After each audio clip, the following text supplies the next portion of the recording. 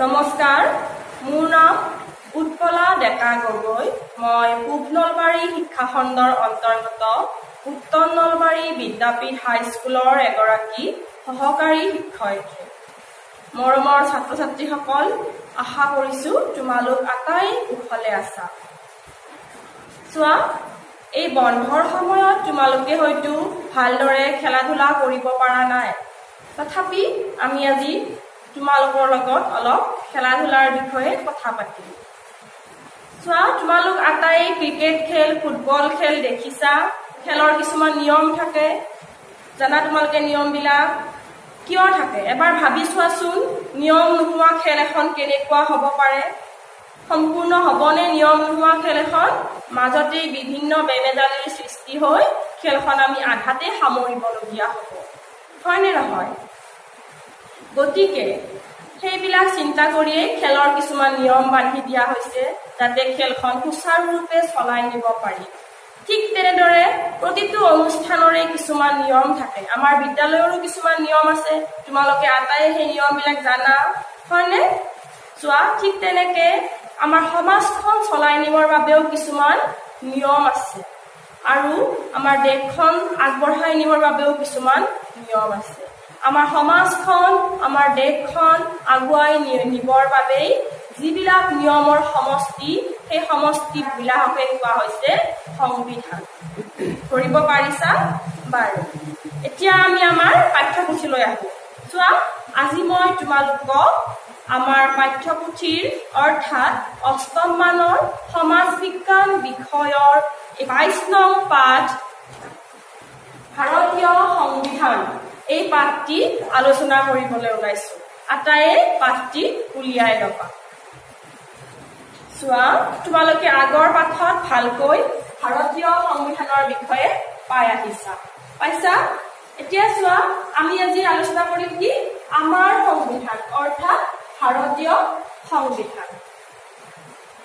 আমাৰ সংবিধানখন একেদিনাই ৰচিত হোৱা নাছিল। বিভিন্ন সময়ত বিভিন্ন পৰ্যায় পাৰ হৈ আমাৰ সংবিধানখন ৰচিত হৈছে, আৰু সেই বিভিন্ন পৰ্যায়বিলাকেই কোৱা হৈছে কি বুলি? আমাৰ সংবিধানৰ ইতিহাস। আজি আমি কি পঢ়িম? আজি আমি পঢ়িম আমাৰ সংবিধানৰ ইতিহাস। তোমালোকৰ আটাইৰে মনত প্ৰশ্ন হয় নে নহয়, যে আমাৰ সংবিধানখন কোনে ৰচনা কৰিছিল, কেতিয়া ৰচনা হৈছিল, কেনেকে ৰচনা হৈছিল? সেই সকলো প্ৰশ্নৰ উত্তৰ আমি আজি এই পাঠটিত পাম। তোমালোকে জানা, 1947 চনৰ আগত আমাৰ ভাৰতবৰ্ষখন ইষ্ট ইণ্ডিয়া কোম্পানী অৰ্থাৎ ইংলেণ্ডৰ পৰা পৰিচালিত হৈছিল।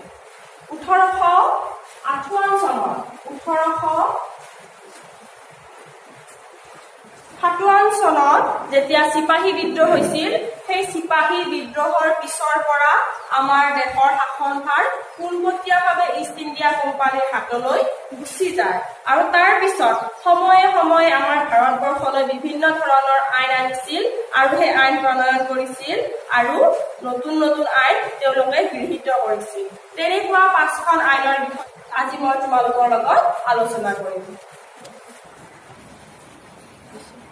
চোৱা, ভাৰতীয় সংবিধানৰ ইতিহাস। 1861 চনত ব্ৰিটিছ চৰকাৰে ভাৰত পৰিষদ আইন প্ৰণয়ন কৰে। তাৰ পিছত 1992 চনত সেইখন সংশোধিত কৰি ভাৰত পৰিষদ আইন গৃহীত কৰে। তাৰ পিছত তাতো কিছুমান আঁঠুৱা থাকি যোৱাৰ ফলত কি হৈছিল? 1909 চনত আকৌ ভাৰত চৰকাৰ আইন এখন প্ৰণয়ন কৰে। সেই আইনখনক আমি মৰ্লে মিণ্টো সংস্কাৰ আইন বুলিও জানো। তাৰ পিছত 1919 চনত ভাৰত চৰকাৰ আইনে ভাৰতবৰ্ষত এক প্ৰকাৰৰ স্বায়ত্ত শাসন ব্যৱস্থাৰ প্ৰৱৰ্তন কৰিছিল, যদিও ই আছিল অতি সীমিত পৰিসৰৰ। তাৰ পিছত 5 নম্বৰত 1935 চনৰ ভাৰত চৰকাৰ আইন মতে পোনপ্ৰথমবাৰৰ বাবে ভাৰতত স্বায়ত্ত শাসন আৰু যুক্তৰাষ্ট্ৰীয় শাসন ব্যৱস্থাৰ প্ৰৱৰ্তন হয়। তাৰ পিছত 1947 চনৰ জুলাই মাহত ব্ৰিটিছ সংসদত গৃহীত হোৱা আইন অনুসৰি 1947 চনৰ 15 আগষ্টত ভাৰতবৰ্ষই স্বাধীনতা লাভ কৰে। এইখিনি হ'ল থুলমূলকৈ আমাৰ সংবিধানৰ ইতিহাসৰ 5টা পৰ্যায়। এই 5টা পৰ্যায় অতিক্ৰম কৰাৰ পিছত আৰু তাৰ আমাৰ ভাৰতীয় লোকসকলৰ বিভিন্ন আন্দোলনৰ পিছত আমাৰ সংবিধানখন ৰচিত হৈছিল।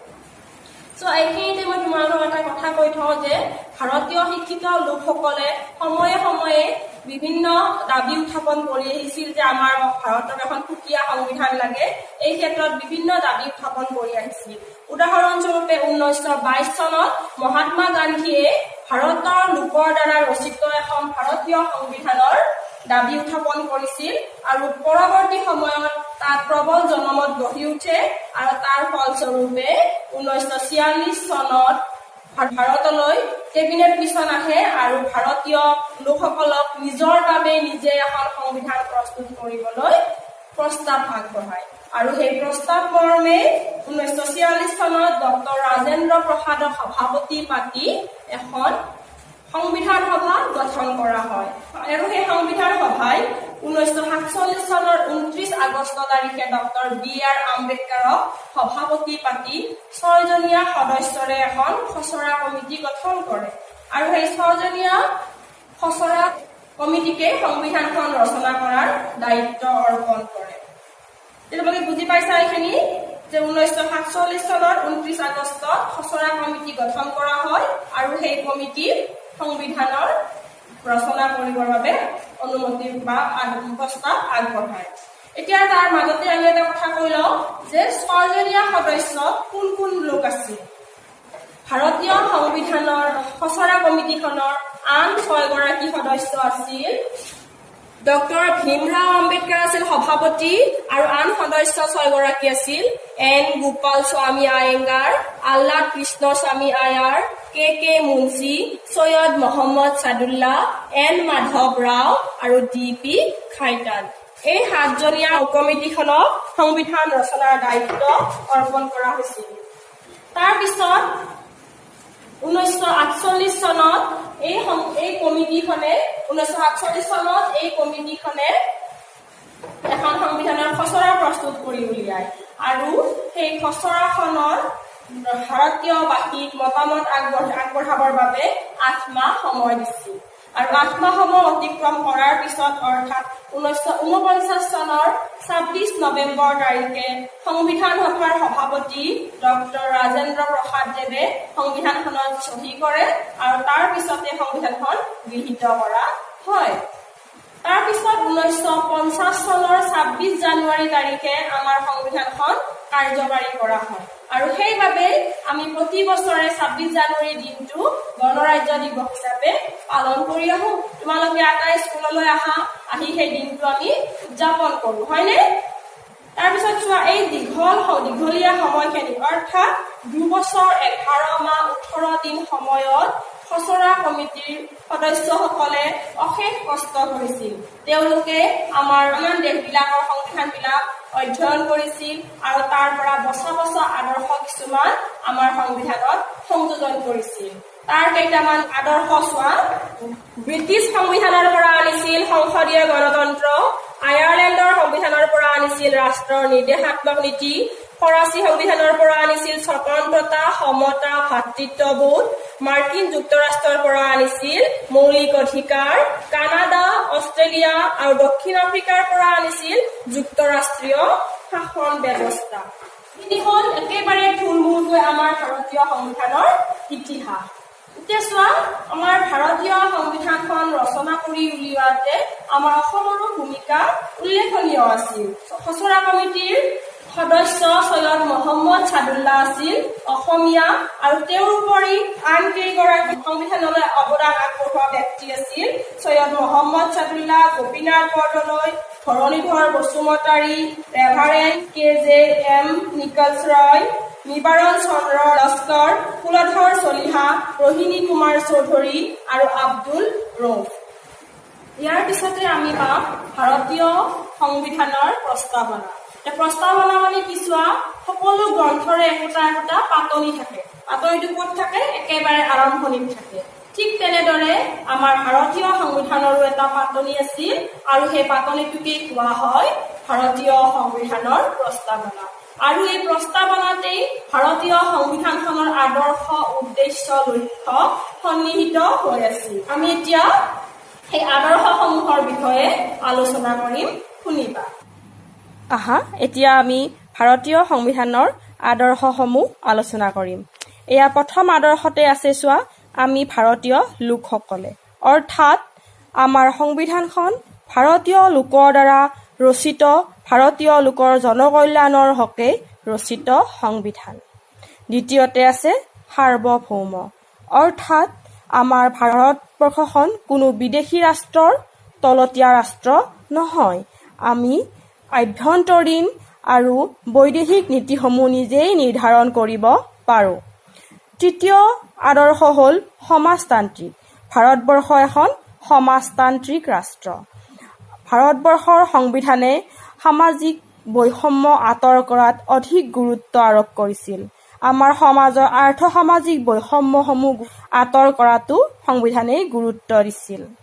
চতুৰ্থ আদৰ্শ মতে হ'ব ধৰ্ম নিৰপেক্ষ, অৰ্থাৎ আমাৰ ভাৰতীয় সংবিধানে কোনো ধৰ্মৰ পৃষ্ঠপোষকতা নকৰে। ভাৰতত বসবাস কৰা সকলো লোকেই নিজৰ ধৰ্মসমূহ পালন কৰিব পাৰিব। পঞ্চমতে পাওঁ আমি লোকতান্ত্ৰিক, অৰ্থাৎ ভাৰতৰ জনসাধাৰণৰ দ্বাৰা নিৰ্বাচিত চৰকাৰখনেহে ৰাষ্ট্ৰখন পৰিচালনা কৰিব। আমি ভাৰতৰ নাগৰিকসকলে কি কৰোঁ? ভোটৰ জৰিয়তে আমি চৰকাৰখন নিৰ্বাচন কৰোঁ আৰু সেইখন চৰকাৰে আমাৰ ৰাষ্ট্ৰখন পৰিচালনাৰ দায়িত্ব গ্ৰহণ কৰে। ষষ্ঠতে হ'ল গণৰাজ্য। আমাৰ ভাৰতবৰ্ষ এখন গণৰাজ্য দেশ। আমাৰ ভাৰতৰ শীৰ্ষস্থানত অধিষ্ঠিত ব্যক্তিগৰাকীক আমি ভোটৰ জৰিয়তে নিৰ্বাচন কৰোঁ। এটা নিৰ্দিষ্ট সময়ৰ বাবে আমি তেওঁক নিৰ্বাচন কৰোঁ। এইটো বংশানুক্ৰমিকভাৱে তেওঁ সেই দায়িত্ব গ্ৰহণ কৰিব নোৱাৰে। তেওঁক আমি ভোটৰ জৰিয়তেহে নিৰ্বাচন কৰোঁ। ইয়াকেই কোৱা হৈছে গণৰাজ্য। বুজি পালা? এইখিনি হ'ল আমাৰ ভাৰতীয় সংবিধানৰ প্ৰস্তাৱনা। আশা কৰিলোঁ তোমালোকে এইখিনি আয়ত্ত কৰিব পাৰিছা। আমি আজি আলোচনা কৰিলোঁ আমাৰ ভাৰতীয় সংবিধানৰ ইতিহাস আৰু ভাৰতীয় সংবিধানৰ প্ৰস্তাৱনাৰ বিষয়ে। এতিয়া মই তোমালোকক দুটা গৃহ কাৰ্য দিম, তোমালোকে লিখি ল'বাচোন। আজিৰ পাঠটো আমি এইখিনিত সামৰিম। ইয়াৰ পিছৰ অংশ আৰু পাঠভিত্তিক প্ৰশ্ন উত্তৰ আলোচনা আমি পিছৰ ভিডিঅ'টোত দিবলৈ চেষ্টা কৰিম। এতিয়া তোমালোকে দুটা গৃহ কাৰ্য লিখি লোৱা। গৃহ কাৰ্য দুটি হৈছে, গৃহ কাৰ্য ভাৰতীয় সংবিধানৰ প্ৰস্তাৱনাটো দুবাৰ ডাঙৰকৈ পঢ়িবা। দ্বিতীয় গৃহ কাৰ্য সংবিধান সভাৰ খচৰা কমিটিৰ সদস্যসকলৰ নাম লিখা।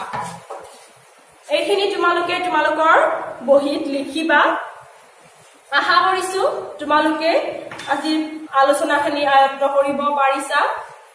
ভালদৰে পঢ়া শুনা কৰিবা, নিজৰ যত্ন ল'বা। আজিলৈ সামৰিছো। ধন্যবাদ।